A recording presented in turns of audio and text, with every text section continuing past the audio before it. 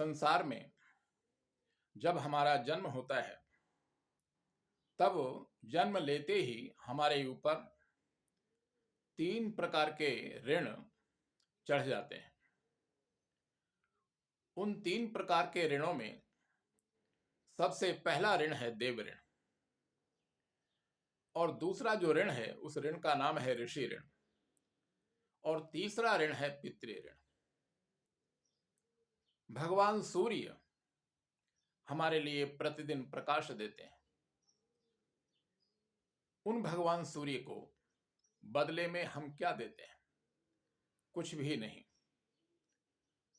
भगवान वरुण हमारे लिए जो जल प्रदान करते हैं, जिस जल को पी करके हम जीवित रह पाते हैं, जल प्रदान करने वाले उन भगवान वरुण को हम बदले में क्या देते हैं? कुछ भी नहीं। भगवान वायु जो हमारे लिए प्रतिदिन वायु प्रदान करते हैं, जिनके कारण हमारी श्वास चल रही है, अगर एक क्षण के लिए भी वायु रुक जाए, हमारी श्वास अवरुद्ध हो जाएगी और हमारा जीवन जीना मुश्किल हो जाएगा, हम जीवित नहीं रह सकेंगे। उन भगवान वायु को बदले में हम क्या देते हैं? जिस भूमि पर हमने जन्म लिया, ये भूमि हमारे जीवन का आधार है। इस भूमि के विषय में कहा गया है, हमारी भावना रहती है इस भूमि के विषय में, पृथ्वी के विषय में, कि माता भूमि पुत्रो हम पृथिव्याः, ये भूमि हमारी माता है और मैं इस भूमि का, इस पृथ्वी का पुत्र हूं। इस भावना के साथ जीवन जीने वाले जो हम लोग हैं, हम विचार करें कि हम अपनी माता भूमि को बदले में क्या देते हैं? कुछ भी नहीं। इस प्रकार से हमारे ऊपर पहला जो ऋण है वो देव ऋण है। दूसरा ऋण है हमारे ऊपर ऋषियों का ऋण। हमारे जिन ऋषि महर्षियों ने अनंत काल तक वन में रह करके भूखे प्यासे रहते हुए अनेक प्रकार के धर्म ग्रंथों की रचना की, उपनिषदों की रचना की, पुराणों का प्रणयन किया, अनंत शास्त्रों का लेखन किया, हम विचार करें इतना जो परिश्रम हमारे ऋषि महर्षियों ने किया, आखिर क्यों? क्या स्वार्थ था हमारे उन ऋषि महर्षियों का? उनका कोई स्वार्थ नहीं था।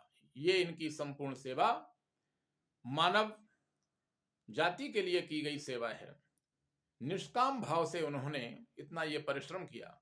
उनकी भावना थी कि कालांतर में ये जो मानव जाति है, ये इन धर्म ग्रंथों का आश्रय लेकर, शास्त्रों का आश्रय लेकर धर्मानुकूल, शास्त्रानुमोदित जीवन जिए और अपना कल्याण करे और अपने कल्याण के साथ साथ अपने राष्ट्र का कल्याण करे।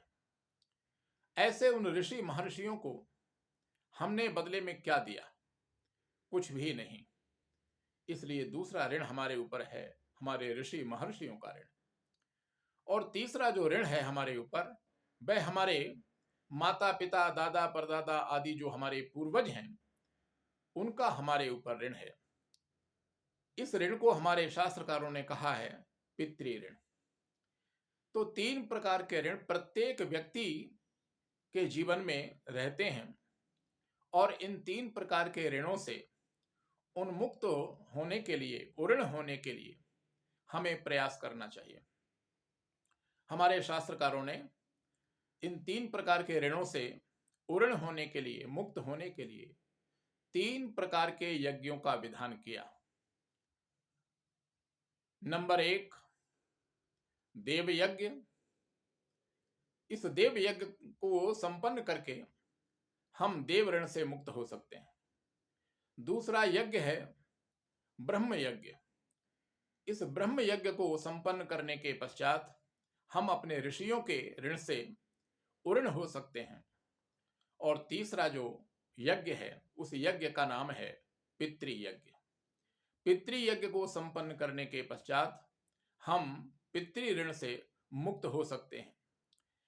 इन तीनों यज्ञों का विस्तार में जो स्वरूप है उस पर चर्चा कालांतर में हम कर सकेंगे, लेकिन आज हमें इतना समझना आवश्यक है कि हमारे ऊपर जो 3 प्रकार के ऋण हैं, देव ऋण, ऋषि ऋण और पितृ ऋण, इन 3 प्रकार के ऋणों से मुक्त होने के लिए अगर हम अपने जीवन में समय समय पर देव यज्ञ को संपन्न करते रहते हैं, ब्रह्म यज्ञ को संपन्न करते हैं और पितृ यज्ञ को संपन्न करते हैं, तो हम इन 3 प्रकार के ऋणों से मुक्त होकर के अपने जीवन को मंगलमय बना सकते हैं।